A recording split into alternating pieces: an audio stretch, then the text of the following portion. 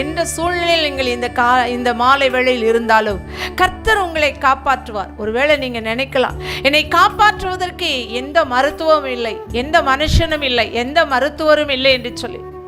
ஆனால் தேவன் நம்மை காப்பாற்றுவார். என்னை போசித்து நடத்து, என்னை வழிநடத்த யாராவது உண்டா? நான் அனாதையாய் விடப்பட்டிருக்கிறேனே, எனக்கென்று ஒருவரும் இல்லை, என்னை பராமரிப்பேன் என்று சொன்னவர்கள் எல்லாம் என்னைக்கு பாதுகாப்பு அளிக்காமல் தப்பி ஓடிவிட்டார்கள், என்னை விட்டு ஓடிவிட்டார்கள் என்று சொல்லலாம். ஆனால் தேவன் நம்மை காப்பாற்றுவார். சில வேளைகளில் திருமணமாகி உன்னை காப்பாற்றுவேன் என்று சொல்லி கைப்பிடித்த கணவன் கூட காப்பாற்றாமல் போயிருக்கலாம். ஆனால் தேவன் நம்மை என்றைக்கு கரம் பிடித்தாரோ அன்றிலிருந்து ஒரு வினாடி கூட நம்மை கைவிடாதபடி காப்பாற்றி நடத்துகிற நல்ல தேவன். ஆமென், ஹல்லேலூயா.